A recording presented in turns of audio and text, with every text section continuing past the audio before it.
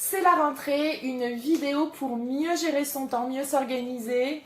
Et éloigner les voleurs de temps. Et pour ça, 5 astuces concrètes et opérationnelles pour mieux gérer votre temps. Être serein et efficace.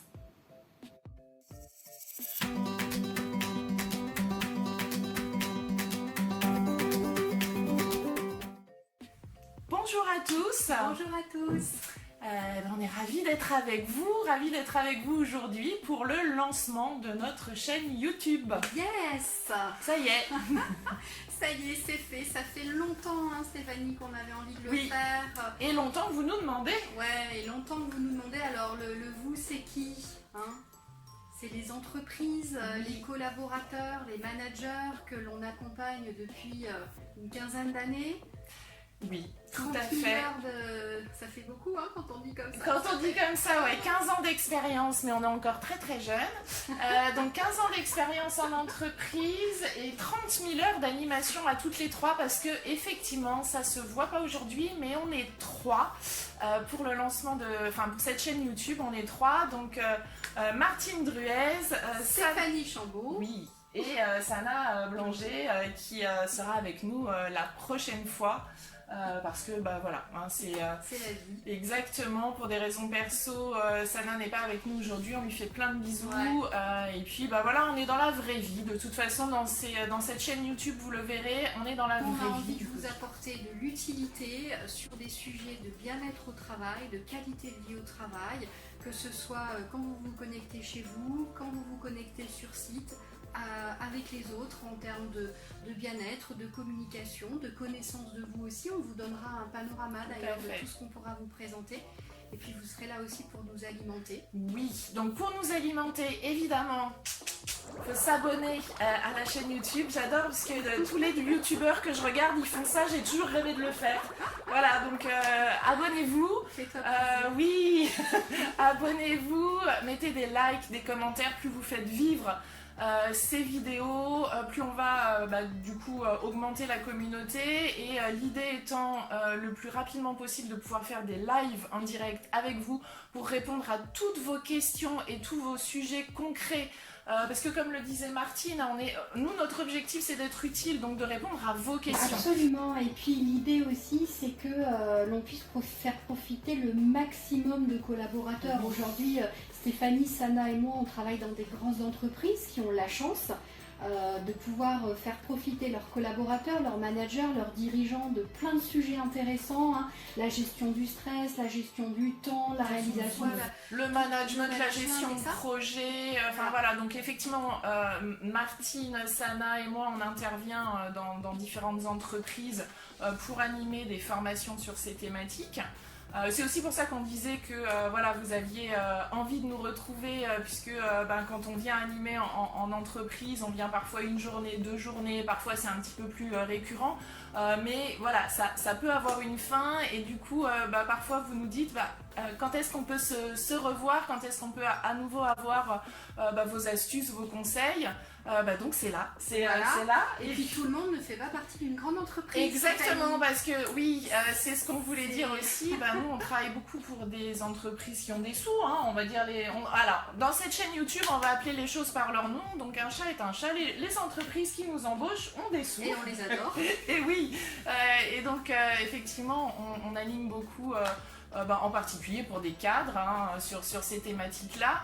Et nous, on avait envie d'être utile à tout le monde, c'est-à-dire pour ceux qui travaillent aussi un peu tout seuls chez eux ou qui ne sont pas forcément dans une grosse entreprise, parce qu'il y a plein de petites boîtes qui n'ont pas forcément les budgets. Et donc, l'idée c'est d'être utile à tout le monde. Oui, c'est ça, être utile à tout le monde. C'est ça, et on a besoin de vos commentaires, on a besoin aussi d'avoir vos sujets, les sujets que vous avez envie de voir aborder. Alors nous, on va en aborder un certain nombre, mais peut-être des approfondissements qu'on pourra travailler dans des lives, etc. Tout ce qui est relatif finalement à votre mieux-être au quotidien dans votre travail. Exactement. Et du coup, pour résumer notre raison d'être, j'adore, c'est Martine qui parle de raison d'être, j'adore, ça résonne bien. Donc du coup, pourquoi nous ? Par rapport à notre expérience, notre envie de faire, et puis surtout l'envie de vous être utile par rapport à notre expérience de Tout à fait, 15 ans. Plus de 15 ans.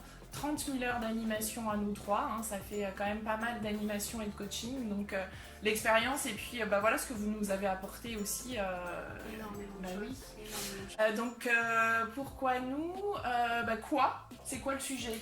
Tous les sujets qui sont relatifs à votre bien-être au travail, à votre réalisation de vous, parce que moi j'aime pas trop le mot performance. Je trouve que déjà dans ces années un peu difficiles que l'on vit, le mot performance c'est un peu lourd, donc on parlera plus de réalisation de soi, de bien-être, de mieux-être en entreprise. C'est ça. Et puis alors, soyons clairs, on n'est pas là pour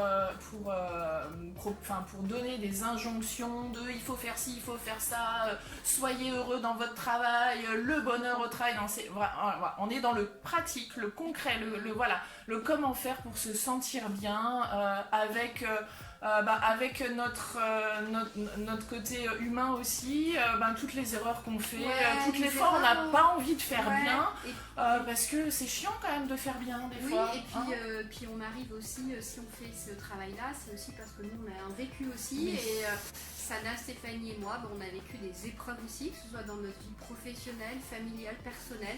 En général, et moi j'ai à cœur de vous le dire à chaque fois que je vous vois, mais tout ce qu'on utilise, tout ce qu'on vous dit, c'est que nous on en a fait l'expérience, c'est simple, c'est concret. Vous faites aussi votre marché par rapport à ça, mais c'est pas un livre, c'est vraiment des choses concrètes. Et effectivement, la vie c'est compliqué, on le vit d'autant plus là ces 18 derniers mois, ces 2 dernières années même, on le sait, voilà, la vie c'est compliqué, la vie en entreprise c'est compliqué, la vie de famille c'est compliqué, la vie de couple c'est compliqué, tout ça c'est compliqué.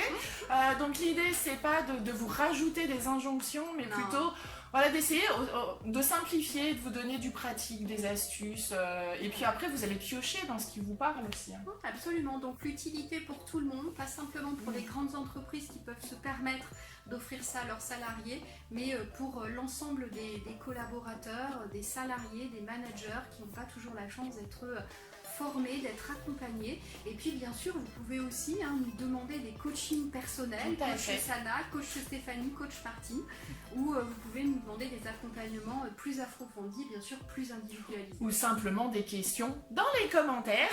Vous pouvez simplement nous poser des petites questions, on aura à cœur de vous répondre bien sûr.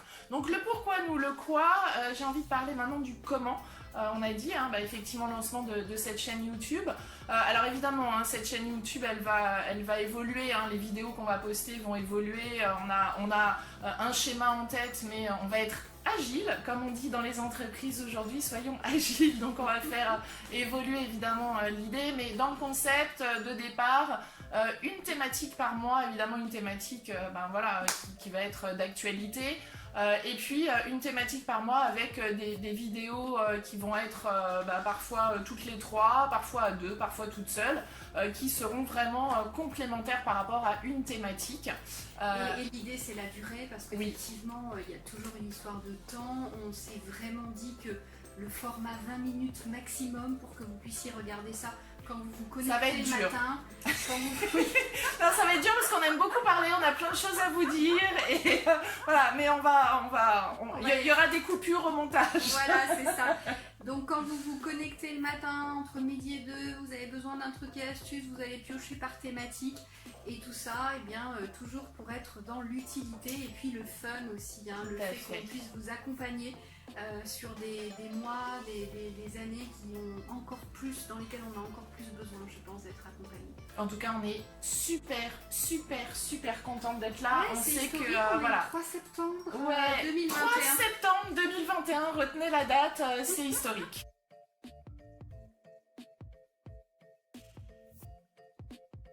La première astuce, qui est vraiment quelque chose qui m'a vraiment changé la vie, c'est que souvent notre gestion du temps elle est reliée à une première loi qui est la loi de Henri Laborie. Henri Laborie, c'était un médecin du XXe siècle qui a travaillé beaucoup sur tout ce qui était neurobiologie puis comportement aussi, et il nous dit quoi très concrètement? Il nous dit que généralement quand on se lève le matin et qu'on va bosser, mais pas que quand on bosse, chez soi aussi, on va plutôt faire ce qui est facile, ce qu'on connaît bien, ce qu'on maîtrise, ce qu'on aime, ce qui nous fait plaisir, et puis souvent ce qui est urgent. Ça, on va le faire assez rapidement.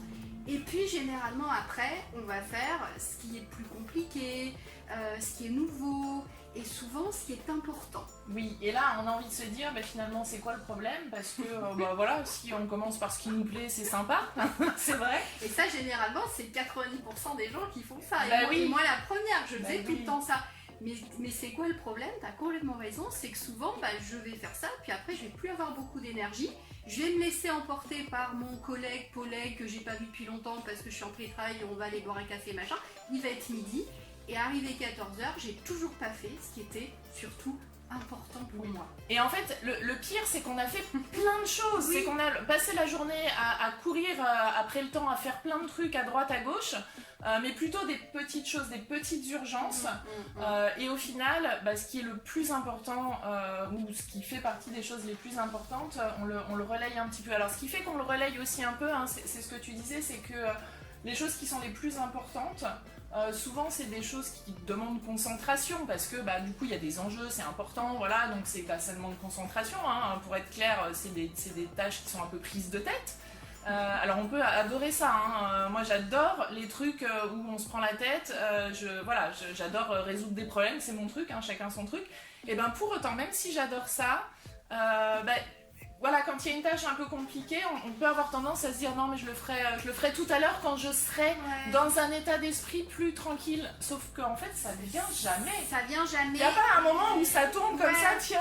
Et souvent vous entendez en entreprise parler de procrastination. Ça veut dire je le ferai demain. Et il y a des tendances, des personnes qui ont tendance à procrastiner comme ça. C'est normal. Oui, c'est un comportement qui est le cerveau qui fonctionne comme ça, c'est normal. C'est assez naturel. Mais en même temps, à la fin de la journée, on n'a toujours pas fait ce qui est important. Et nous, ce qu'on voudrait vous dire là par rapport à cette première astuce reliée à cette loi, c'est de se dire, et moi ça m'a vraiment changé la vie, c'est pour ça que j'ai à cœur de vous le partager aujourd'hui avec Stéphanie, c'est de se dire, mais finalement, moi je fais plus de to-do list le matin, je me dis, c'est quoi mes 2-3 trucs importants aujourd'hui à faire? Et d'ailleurs, tu as une référence avec une BD que je trouve. Donc effectivement, c'est Calvin et Hobbes, j'adore, je suis complètement fan de Calvin et Hobbes. Donc c'est une BD avec un petit garçon qui se balade avec son tigre en peluche. Et donc c'est des petites BD avec 4, 5, 6 vignettes comme ça. Et puis il y en a une où effectivement il se lève le matin et il dit oh voilà c'est le week-end, mais bon j'ai des devoirs à faire. Mais bon là je vais aller jouer avec mon ballon dehors et puis je ferai mes devoirs après. Puis on voit l'image d'après où il dit bon là j'ai toujours mes devoirs à faire, mais allez je vais prendre un petit goûter et puis j'irai faire mes devoirs après. Et puis l'image d'après il dit allez je vais faire un petit jeu vidéo et puis je ferai mes devoirs après, etc. Et la dernière image on le voit, il se retourne et il regarde son tigre en peluche et il lui dit voilà j'ai l'impression d'avoir fait mes devoirs toute la journée. Et non seulement il les a pas fait, mais en plus voilà, ça a occupé, ça l'a préoccupé, ça l'a pesé, en fait, si on fait le lien avec la vie en entreprise, c'est que ces tâches-là que l'on va repousser, en fait, elles sont là en permanence et elles nous plombent. Et ça fait partie de la charge mentale d'ailleurs, dont on parle beaucoup en entreprise, et ça vous fait une double peine. Vous ne l'avez pas fait, mais en plus, vous avez une petite voix intérieure. Et en plus, on culpabilise de ne pas l'avoir fait, donc là, on a triple peine. Donc l'idée, c'est de commencer la journée par se poser cette question déjà. C'est quoi le plus important, que ce soit de la journée, de la semaine? Le faire. Et puis effectivement vous débarrasser en fait de ces tâches un petit peu pénibles au moment où on a le plus d'énergie. Voilà, c'est ça qui est important. On en parlera peut-être dans d'autres vidéos, cette fameuse chronobiologie. Mais effectivement là où vous êtes le plus en forme. Et puis après, parfois après les déjeuners, vous savez, où au moment donné où on baisse en énergie, et bien à ce moment-là, je vais pouvoir faire des tâches faciles qui me font plaisir, où je vais me mettre ce qu'on appelle en neurosciences le pilotage automatique, où j'ai pas besoin de beaucoup réfléchir. Et là, je ne vais pas avoir besoin d'une très haute énergie. Donc pouvoir aussi, du coup, adapter ces tâches par rapport aussi à son niveau d'énergie. Et ça veut dire travailler mieux, en fait. Oui, c'est ça. Et alors, on est toujours dans l'idée de... On ne veut pas plomber les choses avec l'efficacité, la productivité, en faire plus, mais c'est toujours se sentir bien par rapport à ce qu'on a à faire. Et si je reviens sur la BD... en fait, si je commence ma journée en faisant mes devoirs pendant une demi-heure, c'est pénible, c'est pas ce que j'avais envie de faire. Mais après, je prends plaisir à faire toutes les activités fun et ludiques que j'ai envie de faire. Et du coup, je me sens bien. Aller manger du chocolat, aller parler à un collègue. Et donc ça, voilà, dans l'entreprise, je commence par ce qui est pénible, ce qui demande concentration, ce qui est important, et après je peux prendre plus de plaisir dans le reste de ma journée. Effectivement, oui. Le plaisir d'être avec des collègues. J'adore les collègues. Alors c'est quoi un collègue, Martine? Il n'y a que Stéphanie qui sait pas ce que c'est qu'un collègue, je pense. Ben voilà, c'est le mélange du collègue et du pote, et puis c'est vrai que c'est... Du coup, on est collègues. Du coup, on est collègues. Tu es ma collègue. On peut dire ma meilleure collègue. Ma c'est meilleure Yannick. collègue. C'est vrai. Non, c'est Et pas vrai parce qu'il y a Sana aussi. Oui. C'est vrai que depuis 1 an et demi, on a peut-être encore plus cette notion-là qui arrive où on va se réconforter un peu en mode chaud doudou, évidemment à la terrasse, en sortant, etc. ensemble, en after work, maintenant qu'on peut aller reconquérir les espaces extérieurs. Donc effectivement, pouvoir se débarrasser des tâches qui sont importantes, ça va vous apporter aussi de la valeur ajoutée. Et c'est ça aussi dans votre trajectoire professionnelle qui va faire aussi la différence.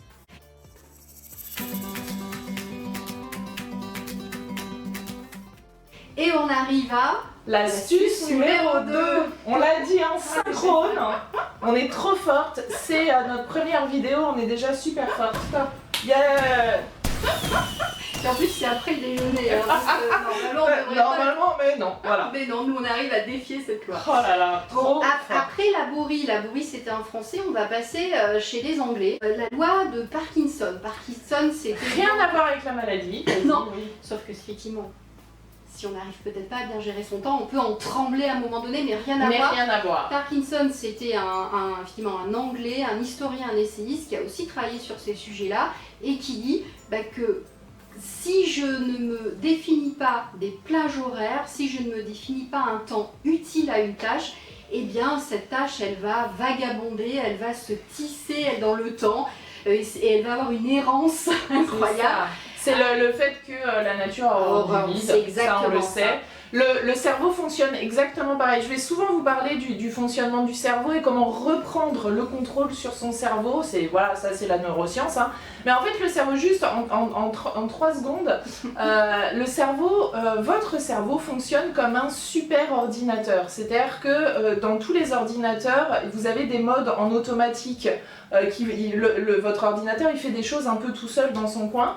Si vous n'allez pas dans les paramètres de votre ordinateur pour changer des choses, si vous ne bougez pas la souris vous-même, il y a des choses que votre ordinateur va faire que vous n'avez pas forcément envie qu'il fasse. Je parle de l'ordinateur, mais le téléphone, etc.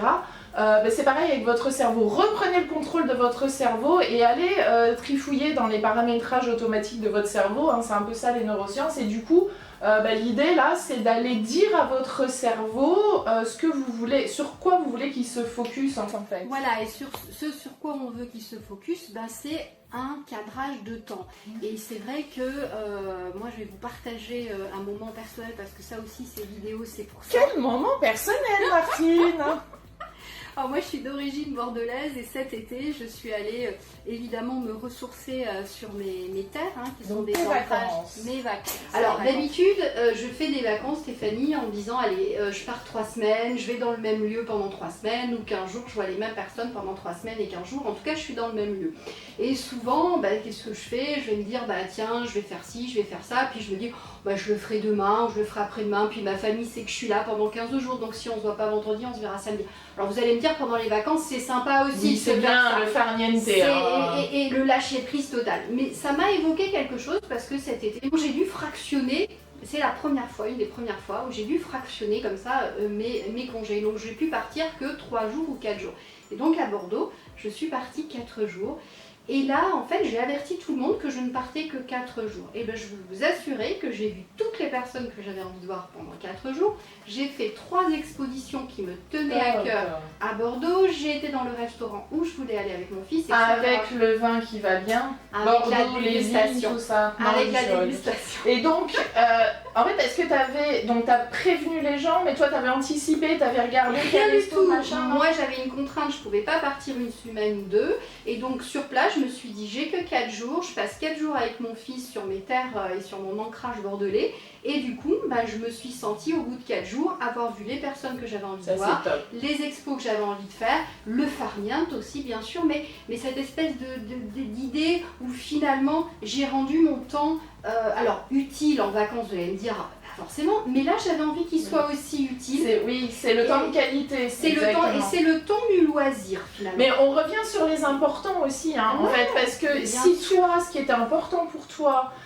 c'était de voir les gens que tu aimes et puis de te ressourcer avec des expos, avec des choses comme ça, c'était ça que tu cherchais. Absolument. Si ce qui est important pour vous, c'est justement de vous reposer et de rien faire, et c'est ça, mais en fait il faut savoir qu'est-ce qui est important pour moi. Ce qui est important, ce qui est rigolo, c'est que tu peux très bien dire ce qui est important pour moi c'est me reposer, mais tu vas avoir une voisine qui ça fait longtemps que tu n'as pas vu, une amie d'amis, une amie d'enfance, et finalement vous n'allez pas forcément faire du farniente. Alors que si on le sait à l'avance, si on a posé, on va dire non. Et ça, les fameux et dire non, on le verra aussi dans une autre vidéo. Donc l'idée, c'est que maintenant, quand on revient en entreprise, puisque maintenant on est sur ce champ-là davantage, c'est finalement de se dire, pour faire une tâche, je vais plutôt raisonner en temps objectif, utile, nécessaire, plutôt qu'en temps disponible. Alors vous allez me dire, en plus dans les entreprises, en ce moment, on arrête, depuis des années, on nous dit, les choses, il faut les faire vite, on n'a plus le temps de rien faire. Et pourtant, il y a pas mal de gens... Oui, pour hier, il y a pas mal de personnes qui vont aussi, là aussi, un peu procrastiner, le faire à la dernière minute, parce qu'elles vont dire, ouais mais Martine, moi je suis super forte à la dernière minute. Ça aussi, on verra que c'est un effet un peu dopant, mais qui n'est pas très efficient.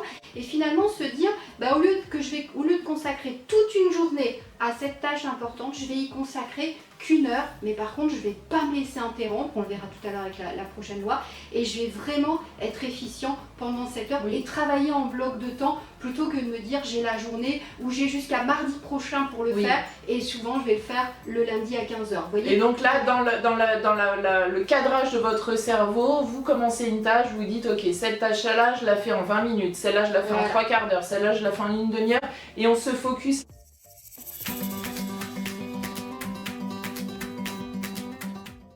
On passe à notre troisième astuce. Alors, elle découle de ce qu'on vient de voir, Stéphanie. C'est simple, avec tout ce qu'on vient de voir, on se rend compte que si j'interromps une tâche, forcément, je vais perdre en efficience. Et ça, c'est la loi de Carlson. Donc, qui est un économiste suédois, on traverse un peu l'Europe, et qui, évidemment, vous connaissez cette loi par cœur, mais finalement, les premiers interrupteurs, les premiers qui s'interrompent, souvent, c'est nous-mêmes. Oui. Alors, souvent, vous me dites, oui, mais Martine, maintenant, on ne peut pas faire autrement. Alors, en télétravail, souvent, vous nous dites que c'est plus facile. Sauf qu'en télétravail, souvent vous vous auto-interrompez en allant dans la cuisine. Oui, parce qu'en fait, il y a ça, il y a les interruptions des collègues qui passent quand on est au bureau pour nous poser une question, etc. Alors qu'on est concentré sur un truc, c'est une interruption. Et puis en télétravail, c'est pas tout à fait la même chose. On a rarement un collègue qui passe dans notre cuisine. Sauf un collègue. Sauf un très bon collègue à ce moment-là. On en reparlera dans une autre vidéo. Donc, une relation au travail.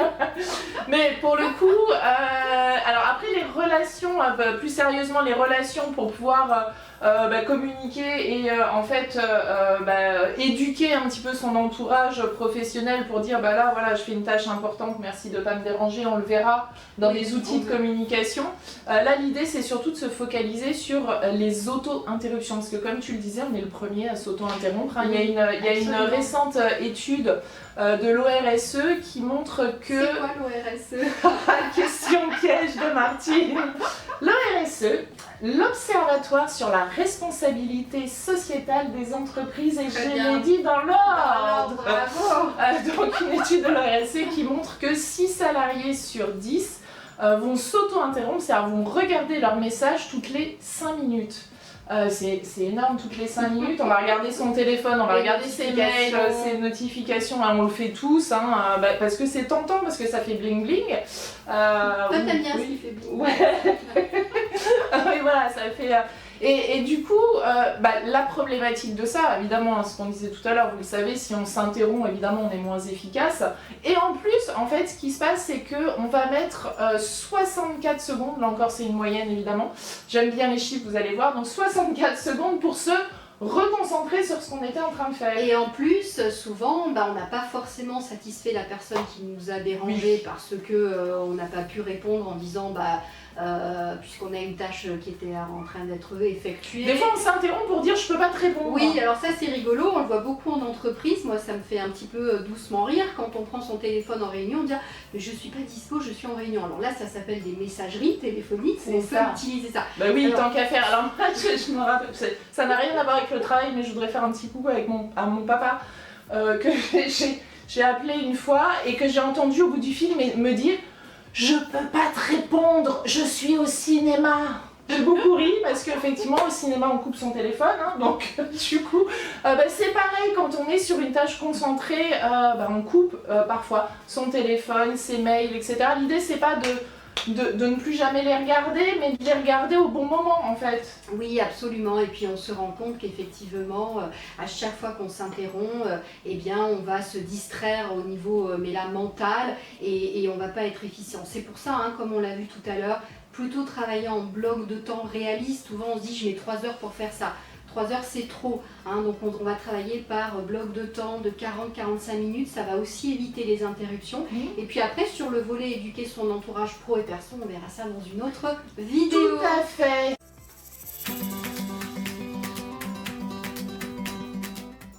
Et on va passer à la 4e astuce, on est synchrone. Et la 4e astuce, C'est quoi donc? c'est la loi de Pareto. Pareto qui est un mathématicien, toi qui aimes bien les chiffres, et il est italien. J'aime bien aussi les Italiens.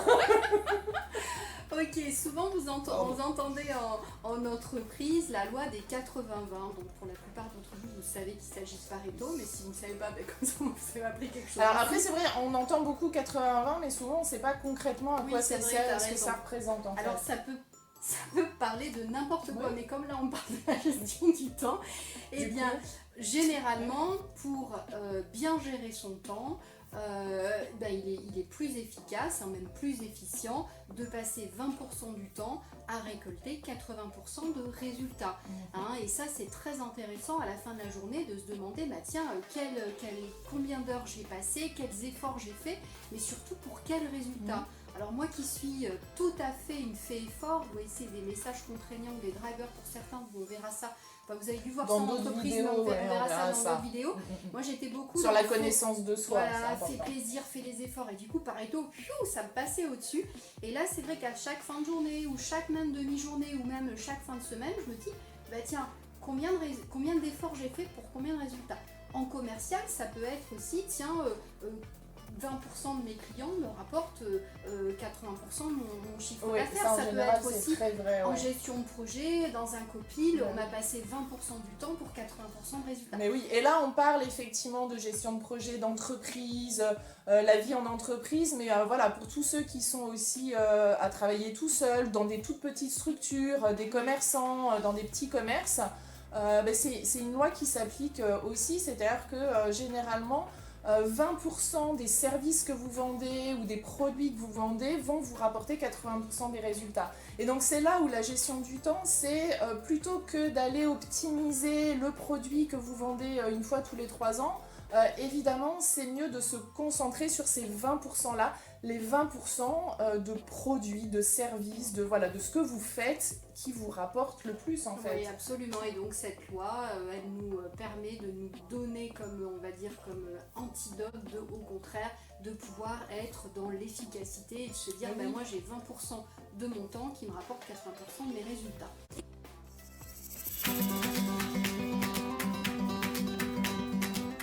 Et on va passer à la 5e astuce. Bon, facile, les 5 doigts de la main. On termine par la loi de l'emmerdement maximum. C'est la loi de Murphy. Murphy. Alors, la loi de Murphy, on la connaît bien. Hein, c'est la loi où la tartine beurrée retombe toujours du côté du beurre. Hein, c'est ça. Bon, après, il y a un truc mathématique, mais il vaut mieux penser que c'est la loi de Murphy. C'est plus ça dans une autre vidéo. En tout cas, effectivement, Murphy, qui était un ingénieur de l'US Navy, donc là on passe aux États-Unis, on a pris un petit peu partout où c'était utile. Et donc effectivement, c'est la loi de l'emmerdement maximum. Ça veut dire que souvent, si on gère pas bien son temps, on risque d'avoir la loi des séries. Souvent, on a l'impression qu'un projet va bien démarrer, va bien être fixé, et au contraire, on est vraiment sur des embûches. Et alors là, pour le coup, ceux qui m'ont déjà eu en formation gestion de projet, ceux qui m'auront aussi encore, voilà, ça c'est quelque chose que je dis en permanence. Un projet ne se passe jamais comme prévu au départ, et c'est normal. Alors, c'est ça un projet en fait. Oui, hein. et souvent ça se passe pas très bien parce que justement on n'a pas créé une espèce d'antidote par rapport à cette loi-là. C'est aussi et souvent ça paraît simple, mais c'est de se fixer une marge supplémentaire. Et de prévoir les imprévus. De prévoir les imprévus. Alors souvent, pour l'efficience en termes de gestion de projet, on a l'habitude de dire 20% de plus. Par exemple, ce matin, moi je suis venue de la région parisienne sud vers la région parisienne nord pour revoir ma chère Polègue. Bon, samedi matin c'est génial, en région parisienne il n'y a personne, mais en même temps, si ça avait été un autre jour, mais là moi j'ai toujours ce réflexe-là, j'ai prévu 20% de plus. Et du coup elle est arrivée en avance et je l'ai laissée une demi-heure devant la porte, parce que bon, il ne faut pas non plus... Et donc comme j'étais une demi-heure devant la porte, et ben en temps masqué, j'ai pu répondre à mes messages. Non, je l'ai laissée entrer en fait. Mais ça veut dire que si ça se passe bien, au moins vous avez du temps. Alors souvent ça on dit ouais mais j'y arrive pas. C'est très important d'essayer au moins de le faire pour certains projets clés, de se dire ouais mais si ça fonctionne pas, quelle marge on se prend. Et c'est vrai que la marge des 20%, elle est plutôt très efficiente. Et c'est pas du temps perdu, c'est-à-dire que si on prend de la marge et que finalement tout se passe bien, parce qu'heureusement des fois tout se passe bien, hein, on a toujours plein de petites tâches à faire. On en parlait aussi à d'autres moments, mais voilà, de fait, si on se trouve avec une demi-heure de marge, et là on va pouvoir faire tout un tas de petites actions faciles, rapides. Absolument. Et puis on se rend compte, et ça vous vivez dans votre vécu de tous les jours, c'est que quand on prend une marge, quand on anticipe, quand on se dit tiens sur le périph' il va y avoir du monde, tiens je suis en banlieue pour rejoindre le centre de mon ville, de mon village, peu importe, et on se rend compte qu'on a tous les feux au vert. Et quand on prend pas de marge, généralement c'est là où on a les bouchons, le A devant qui roule pas, pauvre A.